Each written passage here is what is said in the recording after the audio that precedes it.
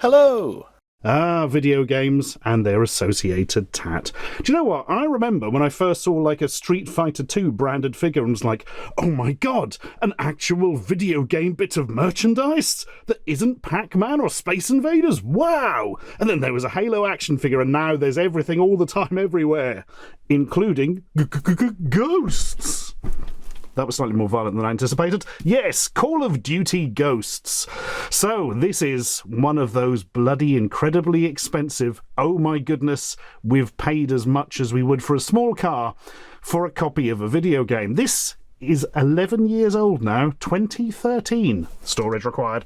And, do you know how much it cost in 2013, friends? £180.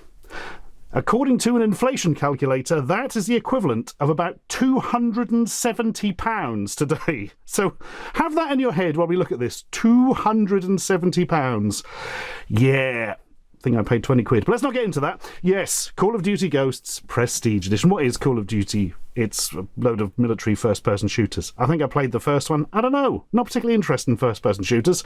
And I've got no interest in this one whatsoever. And I didn't have interest in it 11 years ago either. But anyway, Xbox 360, Activision. You know all the stuff. Now, what do we get here? Collectible steelbook. So a steelbook is like a metal case for a DVD that really easily gets dented. So that's great. Paracord strap. Not a paraquat strap. That was some sort of poison. This is one of those things you put around your wrist and then you can undo it and you've got a strong bit of cable for, I don't know, abseiling off Everest or whatever. That's where your money's going. At least in theory, the 1080p HD tactical camera. Oh, yes. And a season pass, nobody cares. It's just a bit of paper with some codes on it. And a free fall dynamic bonus map. And all this digital content. So basically you get that. A metal box, a little body camera thing, tactical camera for putting on your rifle or something, and a paracord strap. Great. Okay. Well, I suppose I'd better open it up and complain bitterly about how expensive it is. It's too expensive. It cost £11 billion. Box is nice, at least. Not that bit. It's been damaged. So I was going to board it second hand. Right. Wow. Oh, God, yeah. I haven't opened this for a while. So, there's your camera, which comes in a very nice case, genuinely. Here is a box, a musical box, wound up and ready to play. No, it's just the strap in a big box. I'm actually going to open it up. I don't think I ever have.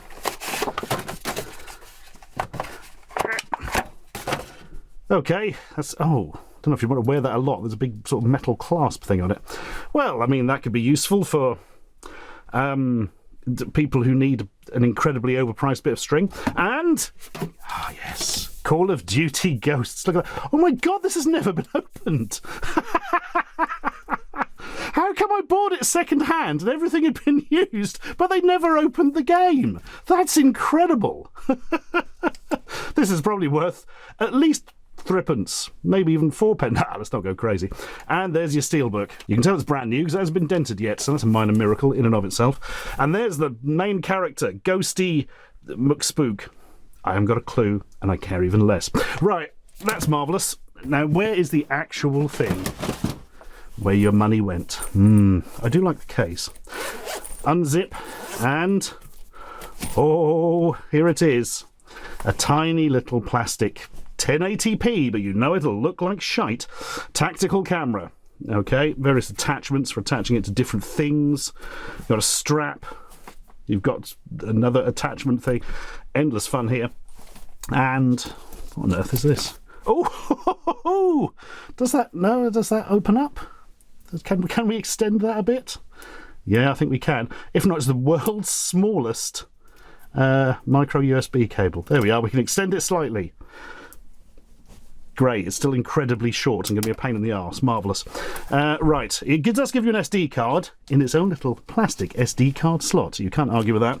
And in here, the instructions, which tell you virtually nothing, which is a shame because this thing is a complicated boy. Right. There's the end of it that looks at you. Hello. There's the end that points away from you. Here's the stupid logos. And you can unlock it at the back here, slide it up, and here's some... Oh, I can barely make them out. Actually, there we are. Some controls and stuff where you put in the SD card. There's a handful of buttons. Most things, unfortunately, are pretty obtuse because it's all done, because there's no visual feedback, obviously there's no screen, so it's all done via pressing this button a bit. And this light flashes. And it makes little ticking noises, and you're never really sure what it's doing at any stage. So that's great. Yep, 270 quid. Anyway, it was a decade ago. Let's not get hung up on it. Oh, wait, we are. So, what is it actually like to use? Well, it was a nice bright day, so I took it out in the garden, which is pretty much optimum for making a camera look as good as it possibly can. Still not great. It's very wide angle, as you would expect. It's a little bit fisheye. You know, there's no problem there. That's what you're after, this kind of...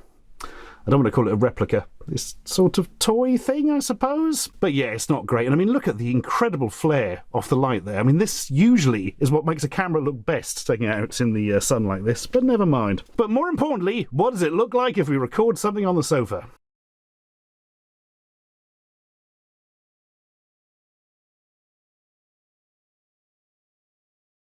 Yeah, so basically, it's what you would expect, to be perfectly honest. It's a rechargeable, low-quality camera toy thing for really some kids to play with or something. But my God, the bloody price. Bloody prestige edition, that's one way of putting it. Anyway, enough of this. I still can't believe this hasn't been opened. That is incredible. Do you think whoever bought this... Do you think they bought like a separate copy of the game to play? Did they keep this, thinking it would be worth a fortune down the line? Because it bloody isn't. They paid the equivalent of £270, and in today's money it goes for like 30, 40 maximum on eBay. That's probably why they sold it off very cheap to a video game shop. I don't know. But I tell you what I do know. It's time for something different.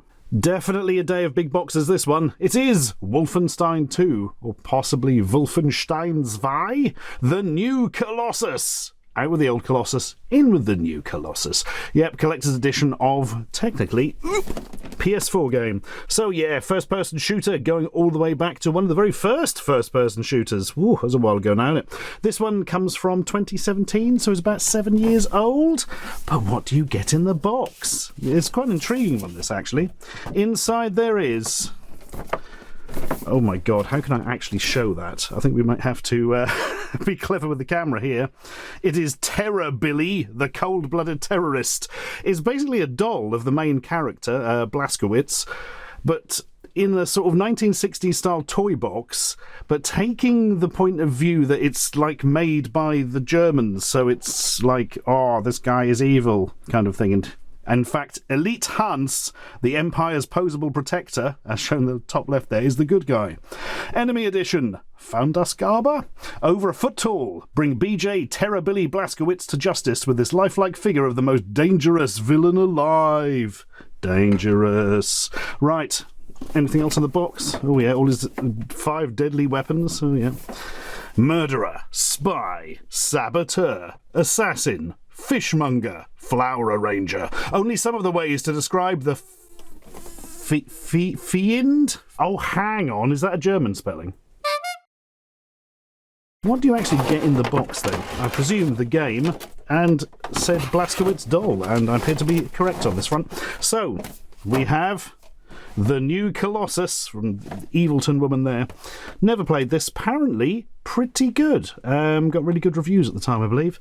Followed years later by... What's the sequel? Was it Youngblood? The only reason I remember that is apparently you could buy the Nintendo Switch version of Youngblood and you just got an empty box with a download code in it. You're like, why are you doing physical if it's not actually existing? But here we are, there's a steel book with all the bits and bobs and gumph, and most importantly, the disc. As ever with the Wolfenstein games, I think this was set in sort of an alternate reality, blah, blah, blah. Maybe the Germans won the war? I don't know. I can't remember. And why would I want to when I can just play with Billy Blazkowicz? Right, what is the quality like? Stand over there. Oh my God, how do I even get this in camera? Maybe we can zoom out a bit. Whoop. There we are, that'll do us. Intro, yeah, head's well sculpted. He looks a bit... He looks like somebody who's just been told his car's been written off. Do you know what I mean? When he thought it could be repaired. Just like, oh, really? He's got his Ranger Airborne top on. Sort of leathery jacket type thing. It's quite a thin doll body. It's not feeling particularly strong or, hefty plastic, but it'll do the job. It's just to go on a shelf, basically, isn't it? It is actually a full doll body under there, which is nifty. And you've got, wow, a really thick coat you can put in. This would look terrible because the arms really don't have much give in them. Let's give him a weapon. This thing. Yes. Some sort of jury-rigged railgun nightmare or something. There we are. Get it there like that. And I can't get it in his hand. That's mildly irritating. Is it really worth fiddling around with now? I don't know, but I'm going to try anyway. There we are. We did it. Just about stays in shop. Well, if you're a big fan of the game, it's an all right thing, isn't it? Doubtless it was far too expensive when it came out, but hey, that's the way all these things go. What sort of money does it hold now? I don't know. I've never really seen one for sale apart from this. I think I got it for 30 quid, if I remember. Yeah, there you are. You can sit there, Billy. And then we can use our magic spell to turn you into John McClane from Die Hard. Just putting this back in the box to discover, oh no, it's all disintegrating where I touched it. Like all the coating and stuff is coming off. It's an absolute mess. Oh well, I suppose it only had a certain shelf life and me touching it now has destroyed it. Oh well. And now, another box that's frankly too big to fit on the sofa. Boom! My goodness. It is Heroes of Might and Magic Complete Edition. So this is from 2007, so 17 years old now, this blighter, and as a result it's not the complete edition. This only covers Heroes of Might and Magic 1 to 5, I believe, so no 6 or 7, although actually technically they changed the name to Might and Magic Heroes for 6 and 7, so maybe that is complete, thinking about it. I really like Heroes of Might and Magic as a series. Really good series of games. I liked all of them, I think. Actually, I'm not sure I like the fourth one, the one that nobody likes, and for good reason. They tried a sort of weird isometric thing, and you have like heroes on the battlefield and they become ludicrously overpowered. And yeah, that's not very good, that one. Although I think I quite enjoyed the expansion of that, Winds of War. My God, I haven't thought about that for some years. Mostly because it's so incredibly broken, it was like super fun. But as a game goes, yeah, there's a reason everybody always says the third one was kind of the best one. There's a board game, the third one now. Ugh, unbelievable. Anyway, to end our minor Heroes of Might and Magic history talk, the last one came out in 2015. They had an expansion in 2016, so there's been 8 years as of time of recording, with no new Might and Magic Heroes game. Anyway, that's not relevant to this. It's a big box. Look, it's got a griffin on it. Right, what do you get for the complete edition? Well, you get a book, so that's good.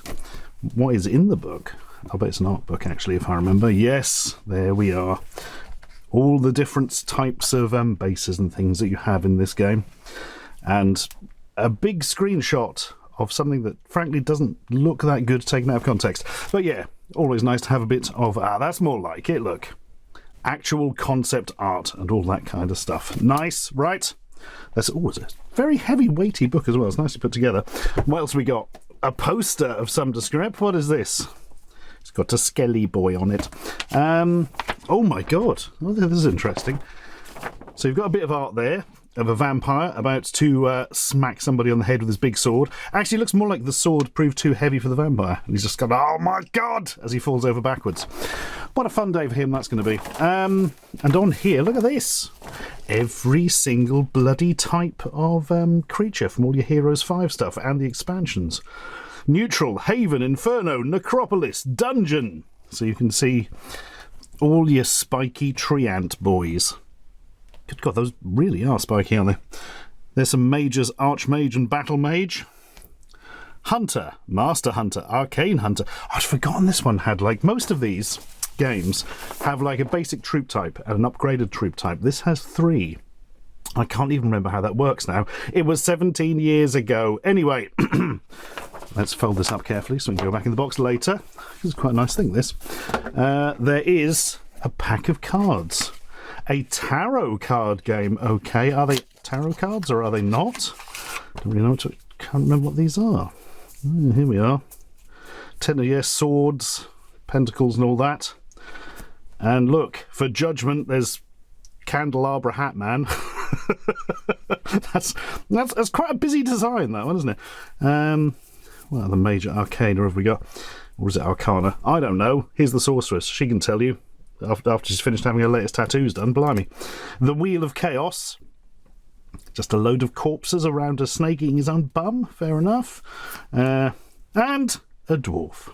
So that's pentagrams, swords, rods, and spiders. Fair enough. That's all right, isn't it? What I do like is that they've gone for the tall, thin tarot card size, so they get extra bonus points for that. These are all quite nice things, aren't they? Unfortunately, I've got no idea how much this was when it was first released. I suspect it may have been crazy pricey. I honestly don't know. But as it stands now, a friend gave it to me, so that was quite easy. What is this? A t-shirt with a weird cutesy design of a big scary demon man. Well, don't really know where they've gone for the cutesy design.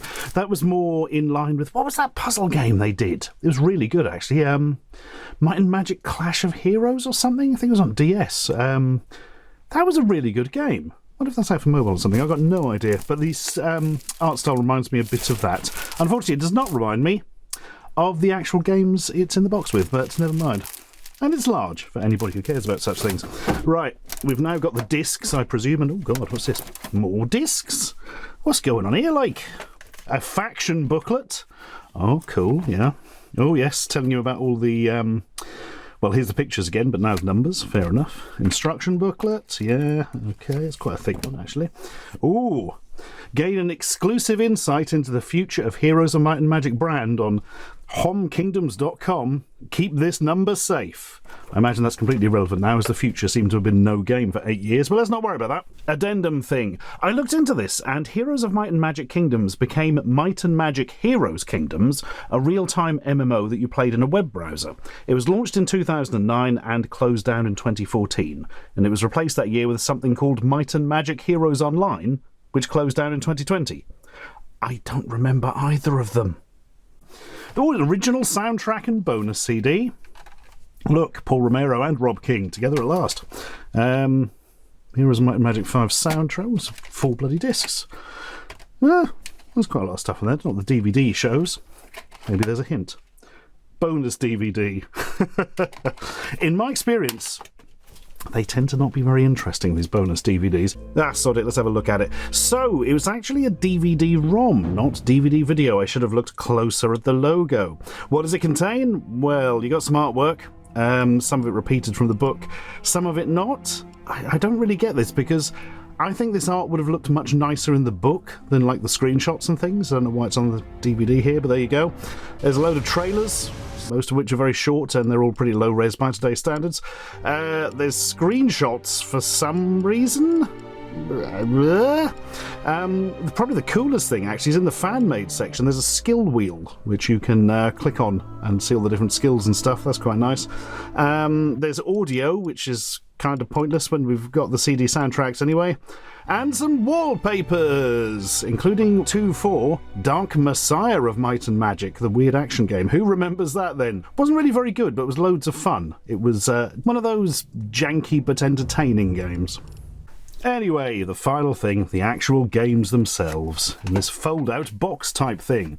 1, 2 and 3 on the first disc, 4 on that disc, 5 on that one, and what's this then, if that's 5? I'm confused about this. Oh, I see. It's one of those things, I think it didn't fit all on one DVD with one of the expansions, so there's the rest of it.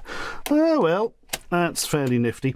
Nice set. It is a very nice set. I have a feeling it might have been quite pricey at the time, as I say, but I couldn't find out how much it was originally sold for, so that's a mystery. But currently on eBay, you can pick it up somewhere between £50 and £100. Seems to fluctuate quite a lot. And now, let's look at some weird Street Fighter adjacent stuff, starting with a Hot Wheels character car of Chun-Li. Specifically Street Fighter V version. I've always found these so weird. These sort of, it's a car inspired by the design of a character. I mean, it's better than that Shrek one we got from Poundland many years ago. It was just a green car with some Shrek stickers. But I don't know, it's just an odd concept, you know what I mean? The main thing is to make sure you keep it in its packaging so it retains any resale value. So we've got a little Hot Wheels car, and it's almost like a van or something. Very short front, very long back, to emphasise her long legs, I don't know. And it's got like, yeah, you can look at the hair braid stuff, and yeah, the top she wears and the tights, and yeah, I mean, it makes sense as a design for something inspired by Chun-Li, I suppose, but it's just kind of, I don't know, strange. It has a bit of a sort of, I don't know, I've never got my head around this sort of thing. Quickly, show me what other ones we've got. Ryu, which is basically a white car with a headband on. Man, that took a while to focus. Chun-Li there, the Blanca one is fantastic, as all Blanca things are, of course. The Vega one, yeah, I'm getting that. And the Bison one is just like a hefty truck thing, yeah. Makes perfect sense. But makes perfect sense. I mean, it doesn't make any sense to me at all. But hey, oh, we could be looking at Versus Rip Spin Warriors. Oh, we are. It's Ryu, everyone. Remember when Ryu had like a tyre for a head? Well, you can relive those days. Oh my god. So it's some sort of weird semi, I mean, I want to say sort of spinning top game, but only the head spin. I don't know. I've only got one, so we can't actually try the sort of battle system. Other ones are available. There's Ken, Chun-Li again. There's Blanca. There's always a Blanca. Right, go on then. Show us all of the joy of this with its spinning noggin. Oh my god, how do we fit this together? And does it even have a... It's only got one arm. That's a thing? Oh. Am I missing it? No, it does just have one arm. Oh, which fits in there like that? What? That's a bit weird, isn't it? Wow, its head's really heavy because there's a bit of spinning metal in it. Wow. Is all I can say to that. That is a design, isn't it? Right, let's zoom in a bit. Pop them in there. Oh no, if we move down, I think we're not going to see anything. Whoop, there we are. And, oh. It's Lughead. That seems to come off very easily. And presumably that just goes in there and... Wait for it! Spin! Yeah, the back bit's spinning. So if it was on the surface, it'd sort of wobble about, because look, it's got a little pin there. Wow. Excitement. Probably a lot more fun if you've got two of them, they're smacking into each other, but here we go again. Oh god, I've dropped it. Right, third time's the charm, everyone. Fingers crossed. How do you hold... Sort of do it like that, right? Whee! Well, that was fun. I just can't get over the design of that. It's just awful, isn't it? Please destroy me. Please. Free me from this life of pain. And jump cut to something you might want if you do actually want a sort of figure of Ryu as it is. Jada Toys are doing these really nice figures of various Street Fighter characters at the moment, and they're almost affordable. I mean, almost. All figures are expensive these days, but yeah, it's pretty nice. And I'll tell you what I like. The packaging. Not a packaging man in general, but look, they've gone for a sort of arcade look and you've got a health bar over the top. It's quite nice, isn't it? Yeah, these are pretty damn good. Really nice articulation. Everything feels sort of slightly rubbery, so it never feels like you're going to break when you're moving it around. And of course, as many of you will recognise, this is the classic Street Fighter 2 pose, where Ryu has just discovered that his Deliveroo driver forgot his milkshake. Tell you what I wasn't very impressed with, though. There comes with it a little stand and a bit of plasticky stuff in order to pose the fireball on. It's snapped off in the packet. That is rubbish, obviously. I'm going to have to glue that using glue. But the figure itself, yeah, very nice for the money. Little addendum, I just looked at the fireball up close and look. They've got models of the hands in it, so it looks like the fireballs from the early Street Fighter games. Quick Street Fighter figure update thing. I managed to get hold of one of the Ken figures, which, again, is pretty groovy, but I'm not sold on the faces. So you get two different interchangeable heads, as with the Ryu. You get this one here, which is him looking pretty angry. And I didn't want the angry-looking one, because I want him facing off against the Ryu figure on the shelf, you see, where obviously he wouldn't be angry with Ryu, because they're friends. They just fight for sparring and common injuries. But, unfortunately, the other head is this weird, sort of creepy, smiling one. It just looks kind of naff. Yeah, I mean, I get it. Like, for Ken, you might not have an entirely serious face, perhaps just one with a bit of a smirk or something, but I don't really know what's going on with this head at all.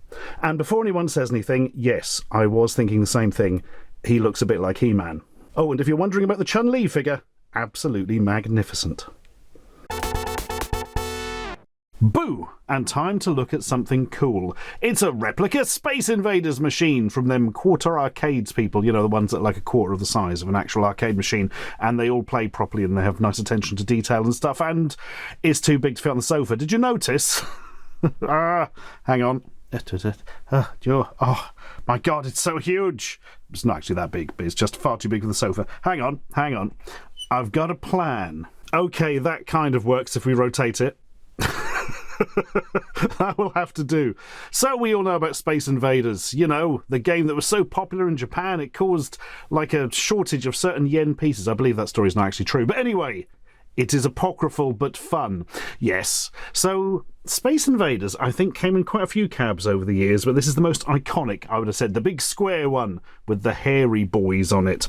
And obviously this replicates all the stuff you would expect. Side art, bits on the back, and also a switch to turn it on. Let's do that. And all the other stuffs. Ugh.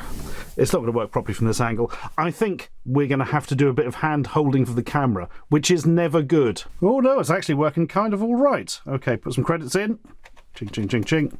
And start your game there. And this is going to be a terrible idea because I can't really see what I'm doing through the viewfinder, but never mind. Oh, here we are.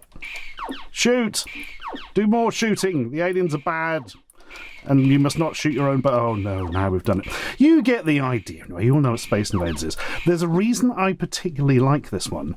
It's still got the Pepper's Ghost going on. Which doesn't mean it's haunted. So Pepper's Ghost is basically early special effects, if you like, whereby an image is reflected through a pane of glass to give it a bit of a ghostly image. And Space Invaders does it. You can see down here, I think. Ooh, just about. By having the screen down at the bottom, which is then reflected onto the background, which is why you've got the pretty background there, you see, from a very, very early black and white display. You see, it's nice, isn't it? Here's some footage of an actual Space Invaders Part 2 arcade cabinet, as you can see, basically does the same thing.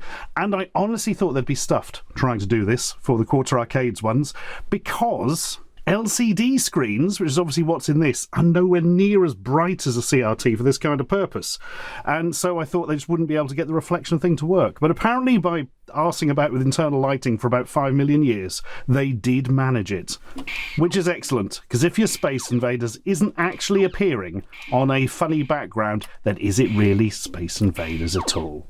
The answer is yes, but you know, if you want an arcade replica, you want it to look like the arcade, don't you?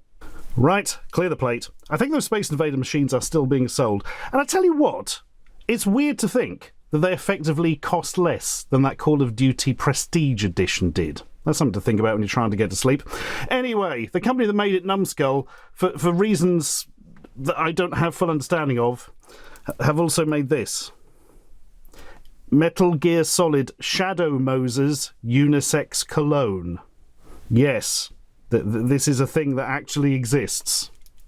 I haven't opened it, and you know what? I don't think I ever plan to. For starters, why wasn't it called Liquid Snake? It's right there. It's a liquid. But what does Metal Gear Solid smell of? I don't want to know. I mean, I assume it's like the lingering after smell of overcooked dialogue or something. Anyway, I'm going now. Bye!